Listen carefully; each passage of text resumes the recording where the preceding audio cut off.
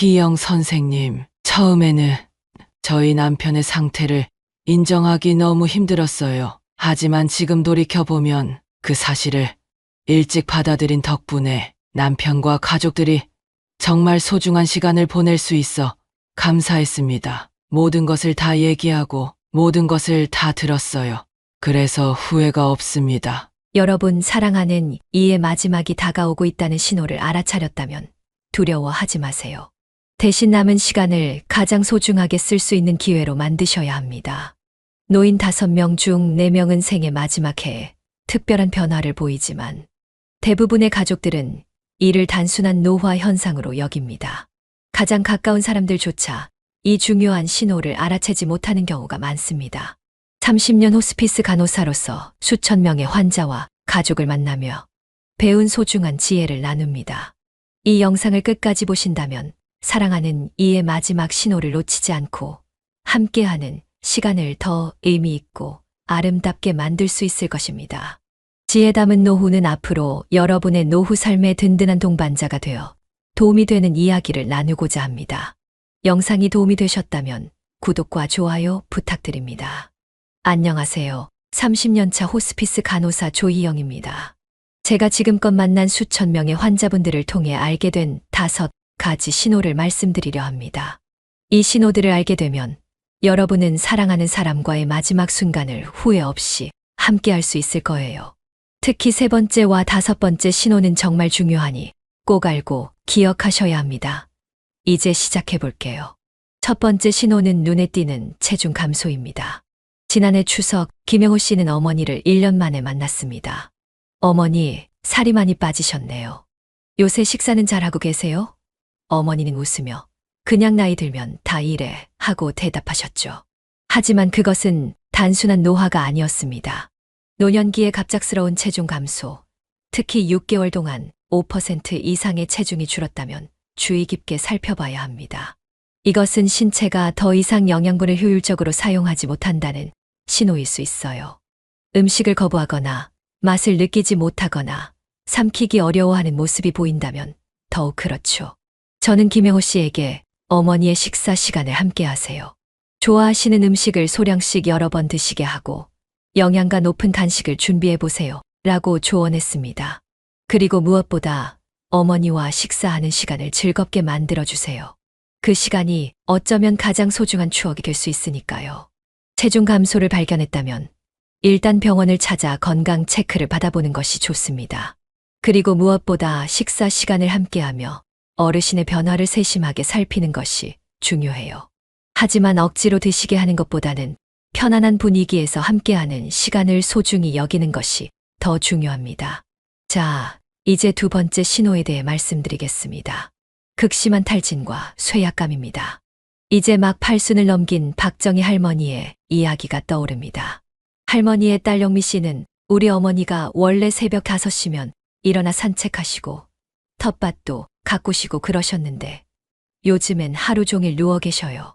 그냥 나이 드시니까 그런가 했죠. 라고 말했습니다. 노년기에 나타나는 일시적인 피로감과 회복되지 않는 만성적인 탈진감은 분명히 다릅니다. 단순히 하루 이틀 피곤한 것이 아니라 계속해서 기력이 떨어지고 예전에 즐기던 활동에 더 이상 흥미를 느끼지 못하는 것이죠. 아침에 일어나기 힘들어하고 조금만 활동해도 극도로 지치며 휴식해도 회복되지 않는 피로감이 계속된다면 주의 깊게 살펴봐야 합니다.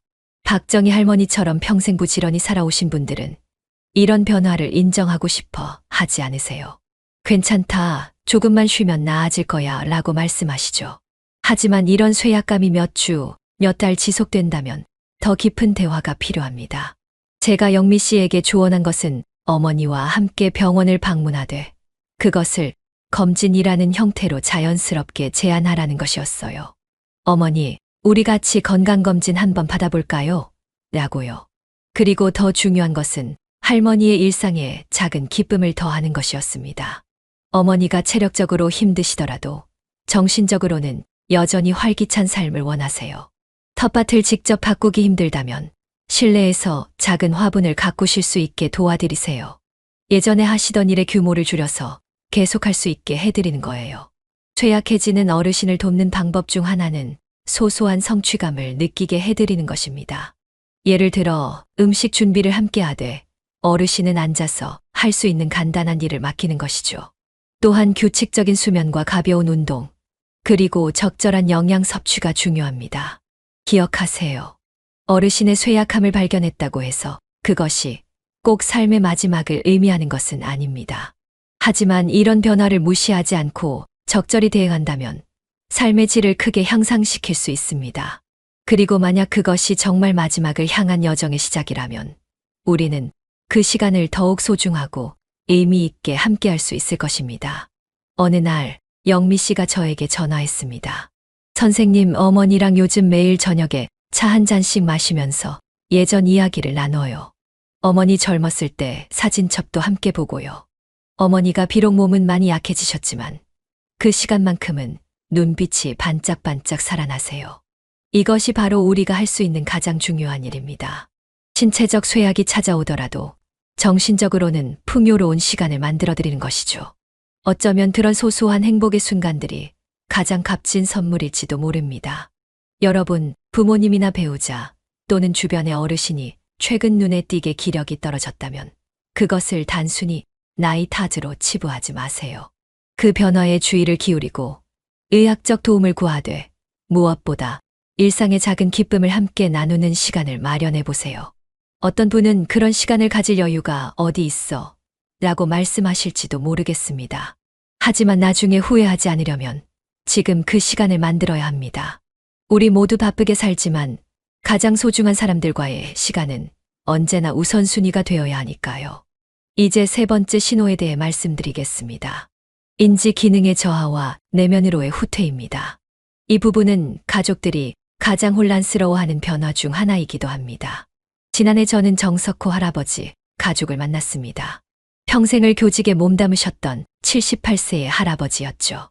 아들 정우진 씨는 이렇게 말했습니다. 아버지가 평생 책을 가까이 하셨는데 요즘엔 책을 펴놓고도 한 페이지를 몇 시간째 보고 계세요. 말씀도 확실히 줄이셨어요. 예전엔 손자들이 오면 이것저것 많이 물어보셨는데 이젠 그냥 바라보기만 하세요.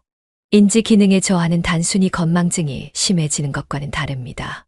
일상적인 대화에 참여하는 빈도가 줄어들고 가족 모임에서도 조용히 한쪽에 앉아 계시거나 혼자만의 시간을 더 많이 갖고 싶어 하시는 모습이 보인다면 주의 깊게 살펴봐야 합니다. 특히 평소 사회활동이 활발하고 대화를 즐기던 분이 갑자기 침묵하게 된다면 그것은 중요한 신호일 수 있습니다. 또한 과거에 집착하거나 같은 이야기를 반복하거나 현재보다는 옛날 추억에 대해 말씀하시는 경우가 많아진다면 더욱 그렇습니다. 저는 정우진 씨에게 이렇게 조언했습니다. 할아버지의 변화를 부정하거나 고치려고 하지 마세요. 대신 그 상태 그대로를 존중하면서 소통하는 방법을 찾아보세요. 예를 들면 긴 대화보다는 짧고 명확한 질문을 통해 대화의 길을 열어드리는 겁니다. 아버지, 오늘 날씨가 참 좋죠? 와 같은 간단한 질문으로 시작해서 천천히 대화를 이어나가는 거죠. 또한 말보다는 함께하는 시간 자체가 중요합니다. 텔레비전을 함께 보거나 손을 잡고 정원을 거닐거나 그저 옆에 앉아 있는 것만으로도 큰 위로가 될 수 있어요. 침묵이 불편하게 느껴질 수 있지만 그 침묵 속에서도 깊은 교감이 이루어질 수 있다는 것을 기억하세요. 한 달 후 정우진 씨는 저에게 이런 말을 했습니다. 선생님, 저희가 아버지에게 큰 기대를 하지 않고 그냥 함께 있어주니까 오히려 아버지가 가끔씩 말씀을 하세요. 어제는 손자에게 어릴 적 이야기를 해주셨어요. 짧게 말씀하셨지만 그 순간이 얼마나 소중했는지 몰라요. 인지 기능의 저하는 때로는 치매나 다른 신경학적 질환의 신호일 수도 있습니다. 그렇기에 의학적 평가는 반드시 받아보시는 것이 좋습니다. 하지만 동시에 이런 변화가 삶의 마지막 단계에서 자연스럽게 나타날 수 있는 현상이라는 것도 이해해야 합니다. 어르신들은 때로 내면으로의 여행을 시작하십니다. 이것은 외부 세계에 대한 관심이 줄어들고 자신의 내면과 과거의 기억에 더 집중하게 되는 과정이죠. 이것을 무조건 부정적으로 볼 필요는 없습니다. 오히려 삶을 정리하고 마무리하는 자연스러운 과정일 수 있어요. 우리가 할 수 있는 가장 좋은 것은 그 여정을 인정하고 존중하면서 필요할 때 곁에 있어주는 것입니다. 질문 공세로 어르신을 괴롭히지 말고 그분의 페이스에 맞춰 소통하세요. 때로는 그저 손을 잡고 있는 것만으로도 충분합니다. 여러분 사랑하는 어르신이 점점 말씀이 줄어들고 내면으로 후퇴하는 모습을 보신다면 그것을 거부하거나 바꾸려고 하지 마세요. 대신 그 변화를 받아들이고 새로운 방식으로 교감하는 법을 찾아보세요. 때로는 말보다 눈빛이, 대화보다 함께 있는 시간이 더 큰 의미를 가질 수 있습니다. 네 번째 신호는 빈번한 감염과 느린 회복입니다. 이것은 우리 몸의 면역 체계가 점점 약해지고 있다는 중요한 징후일 수 있어요. 이 부분에서는 제가 만났던 72세 이상철 할아버지의 이야기를 나누고 싶습니다. 이상철 할아버지는 평생 건강하게 사셨습니다. 감기 한 번 거의 걸리지 않았다고 자랑하시던 분이었죠. 그런데 할아버지의 딸 미영 씨가 이런 말을 했습니다. 아버지가 요즘 감기에 자주 걸리세요. 작년 겨울부터 한 달에 한 번씩은 꼭 앓으신 것 같아요. 그리고 예전 같으면 금방 나으셨을 텐데 이제는 감기가 2주 이상 가요. 그냥 나이 드셔서 그런가 했어요. 이것은 단순한 노화 현상이 아니라 몸의 면역 체계가 약해지고 있다는 중요한 신호일 수 있습니다. 노년기에 접어들면 자연스럽게 면역력이 약해지지만 갑자기 감염에 자주 걸리고 회복이 느려진다면 좀 더 주의 깊게 살펴봐야 합니다. 특히 주목해야 할 점은 작은 상처나 멍이 치유되는 속도입니다. 젊었을 때는 금방 아물었을 작은 상처가 이제는 몇 주가 지나도 아물지 않는다면 이는 신체의 회복 능력이 떨어지고 있다는 신호일 수 있습니다. 또한 감염의 증상이 전형적이지 않게 나타날 수 있다는 점도 기억하세요. 젊은 사람들은 감염되면 보통 열이 나고 몸이 아프지만 노인들은 때로 단순한 혼란이나 식욕 감퇴 또는 평소보다 더 많이 주무신다거나 하는 모습으로 나타날 수 있습니다. 저는 미영 씨에게 이렇게 조언했습니다. 할아버지의 면역력을 키우는 데 집중해 보세요. 충분한 단백질이 포함된 식사, 적절한 수분 섭취, 그리고 가능하다면 가벼운 운동을 권해드리세요. 그리고 감염의 초기 징후가 보이면 빨리 병원을 찾아가세요. 면역력을 높이는 음식으로는 단백질이 풍부한 생선, 두부, 달걀 등이 좋고 항산화 성분이 많은 과일과 채소도 도움이 됩니다. 또한 적절한 수면과 스트레스 관리도 중요합니다. 그러나 무엇보다 중요한 것은 감염의 초기 증상을 놓치지 않는 것입니다. 노인분들은 감염이 되어도 전형적인 증상이 나타나지 않는 경우가 많아서 단순히 평소보다 더 피곤해 보인다 또는 식욕이 없다와 같은 미묘한 변화도 주의 깊게 살펴봐야 합니다. 2달 후 미영 씨로부터 연락이 왔습니다. 선생님, 아버지가 요즘 매일 아침 산책을 하시고 제가 챙겨드리는 단백질 음료도 잘 드세요. 감기에 걸리는 횟수가 확실히 줄었어요. 그리고 더 중요한 건 저희가 아버지의 건강 변화에 더 신경 쓰게 되었다는 거예요. 예전에는 그냥 나이 드셔서 그렇지라고 넘겼을 작은 변화들도 이제는 놓치지 않으려고 해요. 면역력 저하는 노화의 자연스러운 과정이지만 그것이 갑자기 가속화된다면 몸이 보내는 신호일 수 있습니다. 이런 변화를 알아차리고 적절히 대응한다면 소중한 분의 건강을 더 오래 유지하는 데 도움이 될 수 있습니다. 하지만 동시에 이런 변화가 삶의 마지막 단계에서 자연스럽게 일어나는 현상일 수도 있다는 점을 받아들이는 것도 중요합니다. 그렇다고 해서 포기하라는 말이 아니라 현실을 인정하면서도 최선의 돌봄을 제공하라는 뜻입니다. 어르신이 감염에 자주 걸리고 회복이 느려진다면 더 자주 병원을 방문하고 집안 환경을 더 청결하게 유지하며 균형 잡힌 식사와 적절한 수분 섭취를 도와드리세요. 그리고 무엇보다 작은 변화도 놓치지 않고 주의 깊게 관찰하는 것이 중요합니다. 여러분 사랑하는 이의 건강 변화를 느끼고 계신가요? 그것을 그냥 나이 탓으로 넘기지 마시고 적극적으로 대응해 보세요. 때로는 작은 관심이 큰 변화를 만들 수 있으니까요. 주변 어르신의 면역력 관리에 도움이 되는 방법을 알고 계신가요? 여러분의 경험을 댓글로 나눠주시면 다른 분들에게도 큰 도움이 될 수 있을 것 같습니다. 이제 5번째이자 마지막 신호인 호흡과 혈액순환의 변화에 대해 이야기해 보겠습니다. 5번째 신호는 호흡과 혈액순환의 변화입니다. 이 신호는 종종 마지막 단계에서 나타나는 가장 명확한 신호 중 하나이기도 합니다. 81세 최영자 할머니, 가족의 이야기가 떠오르네요. 최영자 할머니의 손녀 수진 씨는 이렇게 말했습니다. 할머니가 요즘 숨 쉬는 게 좀 이상해요.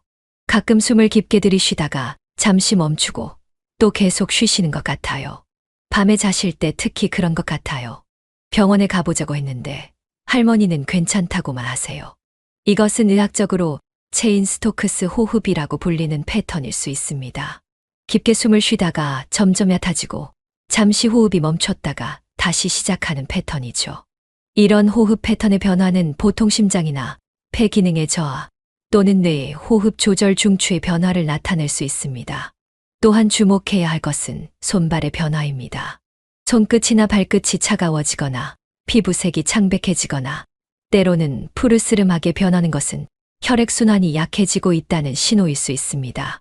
심지어 평소 체온이 36.5도였던 분이 갑자기 35도 정도로 낮아진다면 이것도 중요한 변화입니다. 저는 수진 씨에게 이렇게 조언했습니다. 할머니의 호흡 패턴을 의사에게 정확히 설명해 주세요. 가능하다면 영상으로 기록해 두는 것도 좋습니다. 그리고 손발이 차가워지면 따뜻하게 해드리되 너무 뜨겁게 하지는 마세요. 얇은 이불을 여러 겹 덮어드리는 것이 한 장의 두꺼운 이불보다 체온 조절에 더 효과적입니다. 호흡 패턴의 변화가 있을 때 어르신을 불안하게 하지 않는 것도 중요합니다. 너무 자주 괜찮으세요? 라고 물으면 오히려 불안감이 커질 수 있어요. 대신 조용히 옆에 있어드리고 필요하다면 손을 잡아드리는 것이 도움이 됩니다. 최영자 할머니의 경우 의사는 심장 기능이 약해지고 있다고 진단했습니다. 적절한 약을 처방받았지만 의사는 가족들에게 이것이 자연스러운 노화의 과정일 수 있으며 언제든 상태가 갑자기 나빠질 수 있다고 이야기했습니다. 수진 씨 가족은 이 사실을 받아들이기 어려웠지만 그들은 할머니와 함께할 시간에 더 의미를 두기로 했습니다. 그들은 할머니가 평생 모아오신 사진첩을 함께 보며 추억을 나누었고 할머니가 좋아하시는 찬송가를 틀어드렸습니다. 때로는 그저 곁에 앉아 손을 잡고 있기도 했습니다. 한 달 후 최영자 할머니는 가족들이 지켜보는 가운데 평화롭게 눈을 감으셨습니다. 수진 씨는 나중에 이렇게 말했습니다. 할머니의 마지막 신호를 알아차리고 준비할 수 있어서 다행이었어요. 그 덕분에 우리는 할머니와 의미 있는 시간을 보낼 수 있었고 할머니도 편안하게 가실 수 있었던 것 같아요. 호흡과 혈액순환의 변화는 때로 삶의 마지막 단계를 알리는 신호일 수 있습니다. 이런 변화를 발견했다면 의학적 도움을 구하되 동시에 정서적으로도 준비를 시작하는 것이 좋습니다. 이 시기에 가족들이 겪는 가장 큰 어려움 중 하나는 두려움입니다. 내가 사랑하는 일을 곧 잃게 될지도 모른다는 생각은 우리를 마비시키고 오히려 소중한 순간들을 놓치게 만들 수 있습니다. 하지만 이 두려움을 인정하고 그것과 함께 살아가면서도 현재 순간에 집중하는 법을 배우는 것이 중요합니다. 어르신의 마지막 여정에서 우리가 할 수 있는 가장 큰 선물은 그분의 존엄성을 지켜드리는 것입니다. 그분이 편안함을 느끼도록 돕고 통증이 있다면 적절히 관리되도록 하며 사랑하는 이들에게 둘러싸여 있다는 것을 느끼게 해드리는 것이죠. 여러분, 지금까지 제가 30년간의 호스피스 간호사로 일하며 배운 5가지 신호에 대해 말씀드렸습니다. 이 신호들을 알고 계신다면 사랑하는 이의 마지막 여정을 더 의미 있게 함께할 수 있을 것입니다. 우리가 할 수 있는 가장 큰 사랑은 변화의 신호를 외면하지 않고 함께하는 것입니다. 그것이 때론 고통스럽고 두렵지만 그 과정을 통해 우리는 더 깊은 사랑과 연결을 경험할 수 있습니다. 이 영상이 여러분에게 도움이 되었길 바랍니다. 여러분의 경험이나 질문이 있다면 댓글로 남겨주세요. 그리고 주변에 이런 정보가 필요한 분들께 이 영상을 공유해 주세요. 함께 나누는 지식이 누군가에게는 큰 위로와 도움이 될 수 있으니까요. 지혜 담은 노후는 앞으로도 여러분의 노후 생활에 도움이 되는 실질적인 정보와 따뜻한 위로를 전해드리겠습니다. 구독과 좋아요로 응원해 주시면 더 좋은 내용으로 찾아뵙겠습니다. 여러분의 남은 하루가 평안하기 바랍니다. 영상 끝까지 봐주셔서 감사합니다.